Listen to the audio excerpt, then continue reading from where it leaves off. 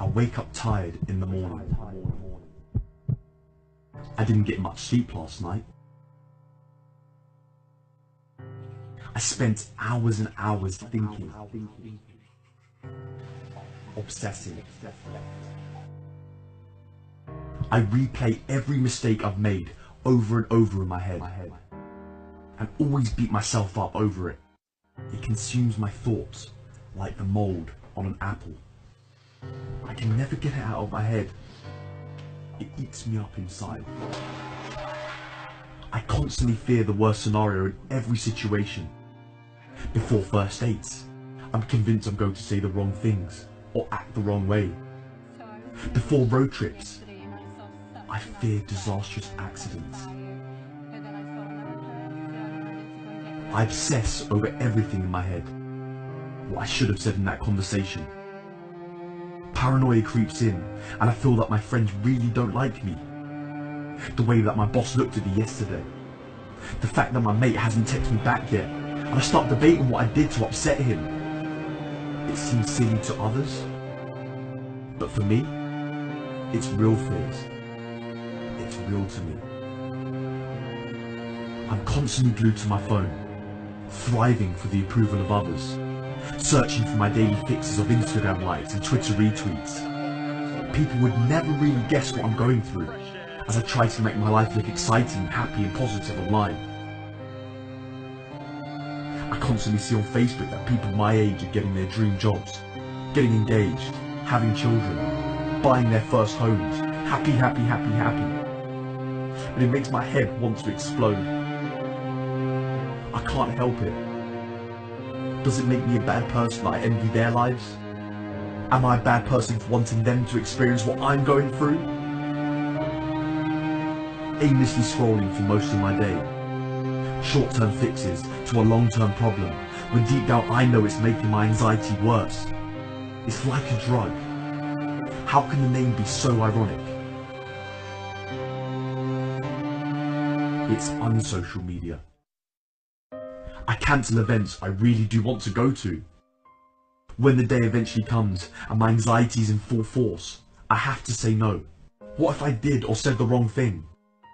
My friends think that I'm unreliable and tell me just to get over it. But I can't. If only they knew. The best choice for me is just to stay at home and get to sleep. But sleep is always an issue for me. It's hard for me to get to sleep because I have so many things to digest and contemplate about the day that I had. My mind never seems to shut off. It's like I'm trapped in my spiraling thoughts. Hours of staring at the ceiling pass, and the cycle continues. I wake up tired in the morning. A complexidade dos transtornos de ansiedade. A ansiedade é o estado orientado para o futuro, caracterizado por afeto negativo, em que uma pessoa concentra-se na possibilidade de perigo ou infortúnio incontrolável. Por outro lado, o medo é um estado orientado para o presente, caracterizado por fortes tendências escapistas e o impulso do ramo simpático do sistema nervoso autônomo em resposta ao perigo iminente. Um ataque de pânico representa a resposta de alarme ante um medo real quando não há perigo de fato. O ataque de pânico podem ser 1. Inesperado, sem nenhum aviso. 2. Ligados a situações. Acontece em uma situação específica. Ou 3. Predispostos por situação, prováveis, mas imprevisíveis em determinada situação. O pânico e a ansiedade se combinam para criar diferentes transtornos de ansiedade. E hoje nós vamos tratar de todas elas. Transtorno de ansiedade generalizada. Conhecida como TAG, a ansiedade se concentra nos menores eventos diários e não apenas nas principais preocupações e inquietações. As vulnerabilidades genéticas e psicológicas aparecem a contribuir para o desenvolvimento do transtorno de ansiedade generalizada. Embora os tratamentos psicológicos e por drogas possam ser eficientes em curto prazo, os tratamentos por drogas não são mais eficientes a longo prazo do que os tratamentos com placebo. O tratamento bem-sucedido pode ajudar os indivíduos com TAG a se concentrar no que realmente está ameaçando as suas vidas. Transtorno de pânico com e sem agorafobia.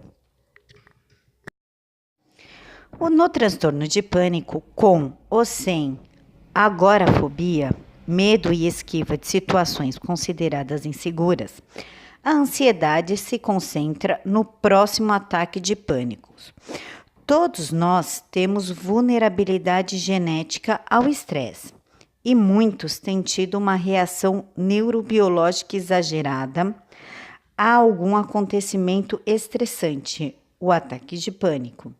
Os indivíduos que desenvolvem o transtorno de pânico desenvolvem a ansiedade em razão da possibilidade de terem outro ataque de pânico.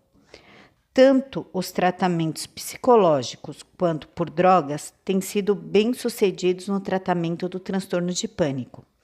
Um método psicológico, o tratamento de controle de pânico, concentra-se em expor os pacientes a grupos de sensações que lhes lembram o ataque de pânico. A fobia específica. Nos transtornos fóbicos, o indivíduo evita situações que produzem ansiedade e ou pânico graves. Na fobia específica, o medo é concentrado em um objeto ou situação particular. As fobias podem ser adquiridas experimentando-se algum acontecimento traumático e também podem ser aprendidas vicariamente ou até mesmo ensinadas. O tratamento para as fobias é, antes de tudo, direto, com enfoque em exercícios estruturados e conscientes baseados na exposição do que lhe causa fobia. A fobia social. A fobia social é o medo de ficar perto de outras pessoas, particularmente em situações em que é preciso desempenhar algo na frente de alguém. Embora as causas de fobia social sejam semelhantes das fobias específicas, o tratamento tem um foco diferente que inclui ensaiar ou representar as situações fóbicas do ponto de vista social. Além disso, o tratamento por droga tem sido eficiente. Transtorno de estresse pós-traumático. O transtorno de estresse pós-traumático, TEPT, visa evitar pensamentos ou imagens de experiências traumáticas passadas. A causa subjacente ao transtorno de estresse pós-traumático é óbvia. É uma experiência traumática. No entanto, a mera exposição não é o suficiente. A intensidade da experiência parece ser um fator que leva o indivíduo a desenvolver o TEPT, as vulnerabilidades biológicas, bem como os fatores culturais e sociais, parece que também desempenham um importante papel. O tratamento envolve expor novamente a vítima ao trauma a fim de que se supere os efeitos debilitantes do transtorno de estresse pós-traumático. Transtorno obsessivo compulsivo. Transtorno obsessivo compulsivo, conhecido também como TOC, concentra-se em evitar pensamentos, que são as obsessões, intrusos ou repulsivos, ou neutralizar esses pensamentos por meio de comportamentos ritualísticos, que são a compulsão. Como o transtorno de ansiedade, as vulnerabilidades biológicas e psicológicas podem estar envolvidas no desenvolvimento do TOC. O tratamento por droga pode alcançar o sucesso modesto no tratamento. O tratamento mais eficiente é o psicológico, que aborda a prevenção da resposta à exposição. Nestes casos, a teoria da psicologia comportamental é a mais indicada, pois ajuda o sujeito a mudar os seus comportamentos e os seus pensamentos frente a situações ou pensamentos repetitivos. Por fim, as pessoas com transtornos de ansiedade, elas sentem-se subjugadas pela tensão, preocupação ou pelo medo quando não há nenhum perigo real. Podem tomar uma atitude extrema para evitar a fonte de ansiedade. As influências biológicas podem ser vulnerabilidade hereditária em experimentar a ansiedade e ou ataques de pânico, ativação dos circuitos cerebrais específicos, neurotransmissores e sistema neurohormonais. As influências sociais. O apoio social reduz a intensidade das reações físicas e emocionais ao desencadear acontecimentos ou estresse. A ausência de apoio social intensifica os sintomas. As influências cognitivas e emocionais. Sensibilidade elevada a situações ou pessoas percebidas como estressantes. Sentimentos inconscientes de que os sintomas físicos do pânico são catastróficos, que intensifica a reação física. As influências comportamentais são a esquiva marcante de situações e ou de pessoas associadas com o medo, a ansiedade e o ataque de pânico. O tratamento para os transtornos de ansiedade são terapia cognitivo-comportamental, que é expor sistematicamente a pessoa a situações ou pensamentos que provoquem ansiedade. Aprender a substituir os comportamentos e pensamentos negativos por positivos. Aprender novas habilidades de enfrentamento, exercícios de relaxamento, respiração controlada e etc. O tratamento por drogas reduz os sintomas dos transtornos de ansiedade, influenciando a química cerebral. Antidepressivos e benzodiazepinas, que é o alprazolam. Outros tratamentos: gerenciar o estresse com estilo de vida saudável, descanso, atividade física, alimentação, apoio social, ingestão moderada de álcool ou outras drogas. Nos tipos de ansiedade que temos o transtorno de pânico, as pessoas com transtorno de pânico tiveram um ou mais ataques de pânico e são muito ansiosas e temerosas sobre vir a ter ataques novamente.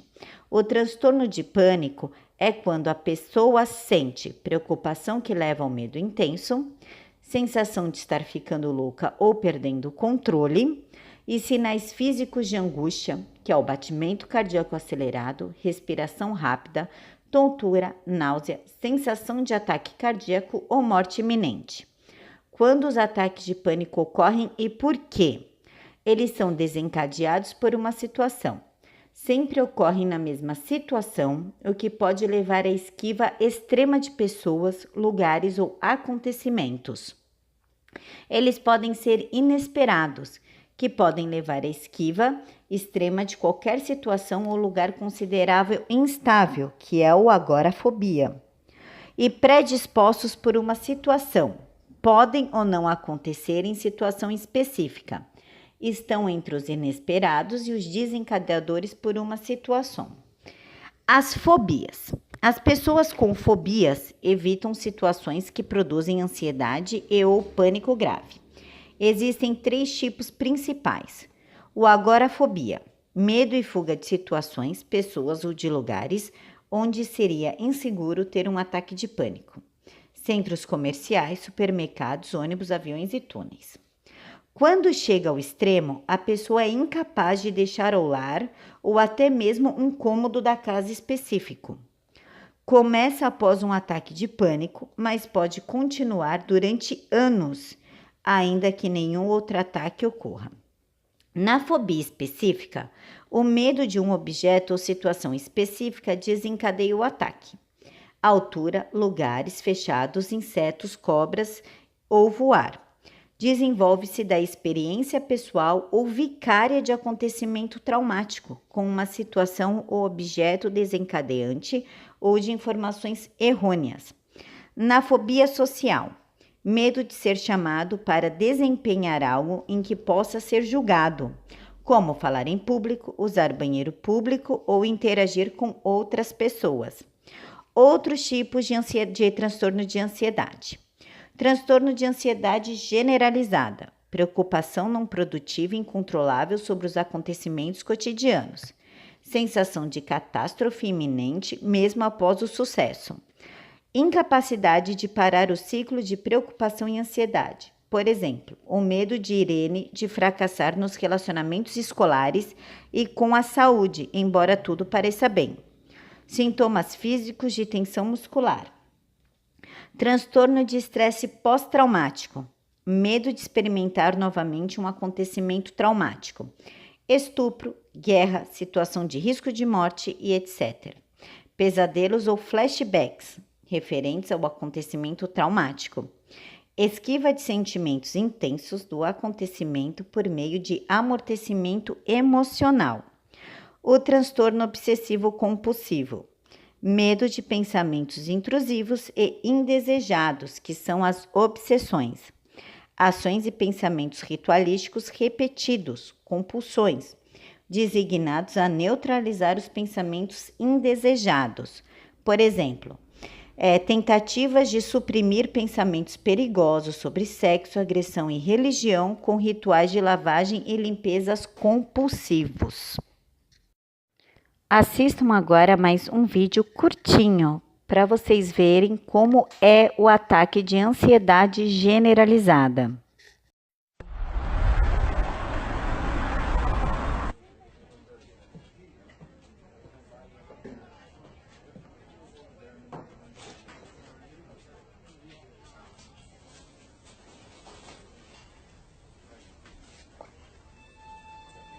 So, you want to know what happens when you get scared of being scared? Well, if I could, I'd stay in my house all day, because I keep thinking, what happens if I get a panic attack in public? Going to the shop or the pharmacy is torture. So I plan in ahead, I think about ways to escape. When I stand in line, I start thinking about how everything can go wrong. Unknown places paralyze me because I don't have an emergency plan for those. I hate crowds. Parties, festivals, theatres, I used to love these, but now it's out of the question. I hate buses, planes, the tube, because there's no easy way you can escape. I don't meet a lot of new people, partly because I'm scared. Partly because it's hard to meet someone new when you just stay in your bed all day. I think too much. I think ahead, I think behind, I think sideways. If it exists, I fucking thought of it. And it's not like I can just quit and choose not to have anxiety. It's not just simple worrying. But there comes a time when you just have to leave the house. Otherwise you will starve to death, and you probably have someone you really care about, so you have to make an effort. So I walk out the door. My routine is very simple. I pass the suburbs, pass the woods. I can almost see the place where I'm heading, and then it kicks in. I feel the street tilting. The road is so grey, it's going to burn my eyes out. And I'm probably going to fly out into space because I can't feel my feet on the ground. A million thoughts pass through my mind. No, I've been through this before. I'm alright. Can they see me? Please. I'm going to call an ambulance. I can't breathe. I'm going to pass out. I really don't feel well. But this time I was lucky. I made it through. And pretty much no one knows. I don't want to show my weaknesses because I don't want them to judge me. They'll say I'm whiny or being dramatic anyway, so it's just easier to hide it. People don't realise how often I just lie in my bed, crying and shaking without any particular reason. They don't know how many great opportunities or even simple daily activities I have to say no to because this thing completely paralyzes me. All they see is someone who indulges in self-pity. They think I'm lazy or rude. That's why I didn't go out with them. Yet again. No. Actually, I was lying on my bathroom floor, unable to move, completely exhausted after another panic attack. That's why I didn't come. All my plans for the future got lost somewhere along the way because how do you think about studying in a different city among complete strangers when you can't even go to the nearby shop without thinking the whole world is going to cave in on you?